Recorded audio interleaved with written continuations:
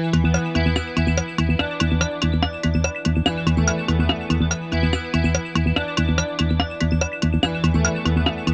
package of 10 bills is designed to spur economic development in New Jersey.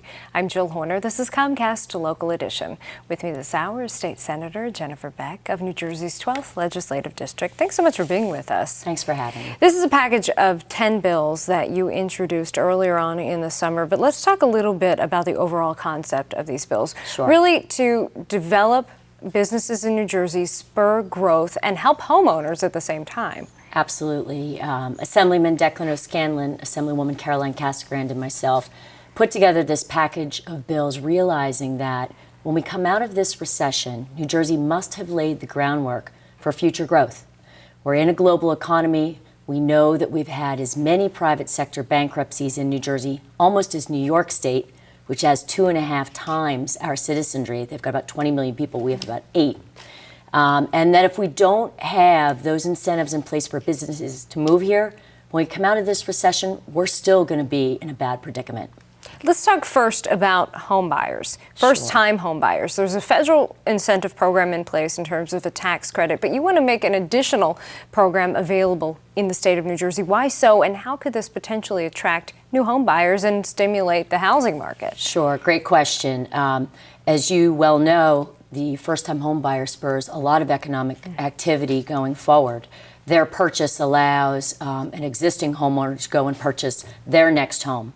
And the proposal we've put forward is that a first-time home buyer in New Jersey would get a $7,500 tax credit for their purchase, which mirrors the federal incentive. And that would apply through the end of 2009 and through 2010. Okay, so that's one of the 10 pieces of this package. Talk to us a little bit about the corporate business tax. You want to actually reduce this tax, but could that potentially have a negative impact on New Jersey's bottom line because it could be a decrease in revenue coming into the state? Well, one of the unfortunate things about our state right now is that the public policies that are in place have made it so business unfriendly that we're losing business left and right. The pharmaceutical industry, which was once 20% of our employee base, is now about 14%. And as I mentioned before, we've had a lot of bankruptcies, almost as many as New York State. We suggested that we lower the corporate business tax by 1% to make us more competitive with our neighbors. And for those companies that want to headquarter here, we would provide a 2% decrease for a period of 3 years as an incentive for them to move all their employees and their economic development engine here. So that would be the 1% plus an additional 1% for these companies potentially coming in. Now, when we talk about the reduction of the corporate business tax by this 1%, would there be a time limit on this? No, this would be New Jersey's new corporate business tax to try to make us more competitive going forward. We think it's important. Look, we know that in the region, New Jersey leads in unemployment. New York, Pennsylvania, Maryland, Delaware already have fewer unemployed people than we do. We've got about 9.5%. They're much lower than we are. We have an out-migration of citizens, 100,000 people more moved out than moved in. We need to stop the bleeding. And we think part of it is making New Jersey a good place to do business. And we think the overtaxation is one of the reasons people are moving out. Another piece of legislation has to do with a program that already exists. It's the Business Employment Incentive Program. It's a grant-based program, but you want to return this program to its original scope. Explain to us what you mean by that. Sure. Back around 1996, 1997, Senator Carrillis and then Assemblyman Azzolina introduced a program that said you could give a 10 to 80% grant of income tax collected back to a new employer that brought up to 50 full-time jobs into New Jersey.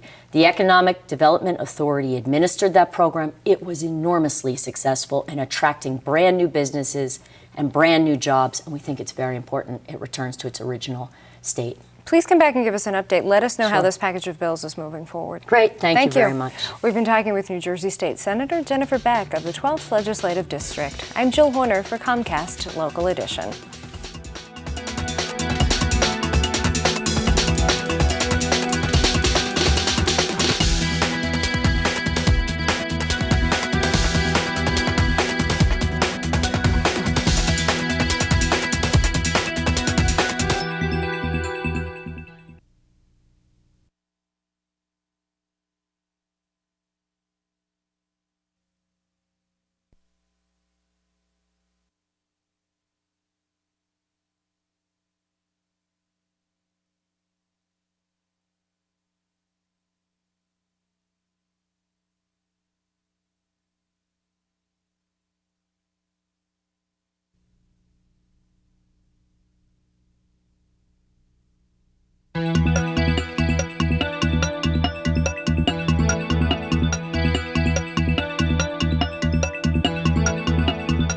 Will civilians be moving onto the Earle Naval Base?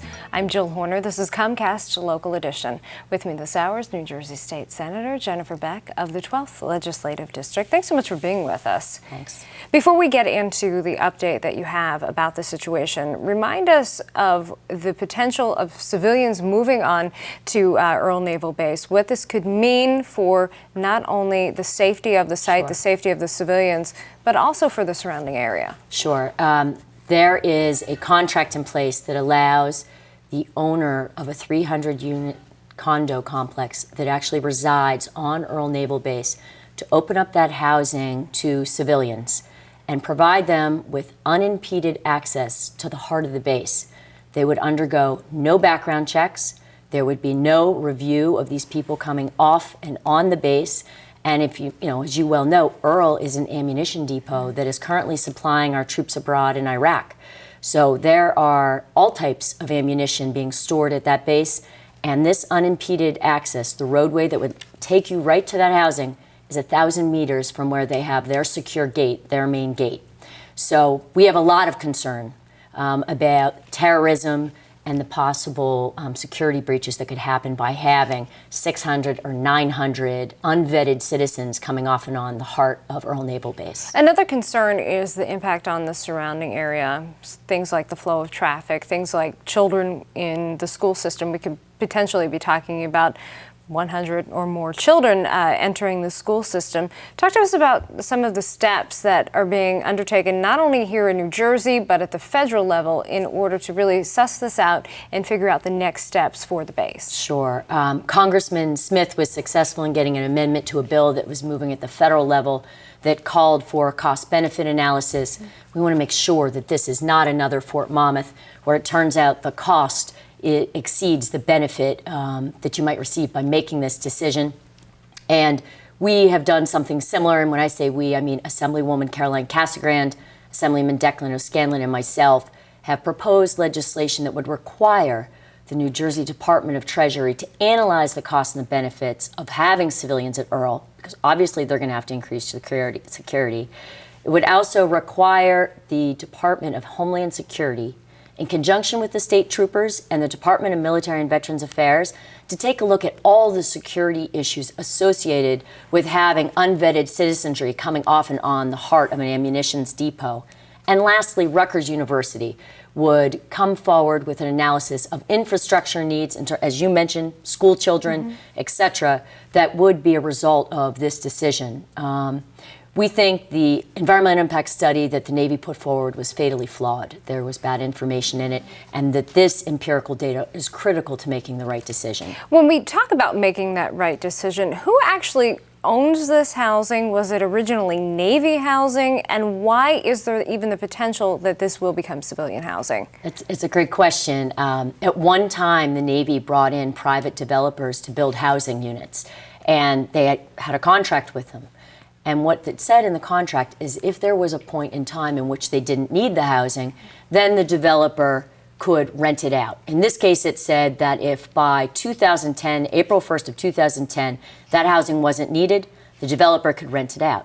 Meanwhile, the Navy is paying $3.5 million a year to this developer to have this lease for the housing. So they have a monetary incentive to not want to be under that. And unfortunately, we feel that they're putting that financial issue before the safety and security of this region.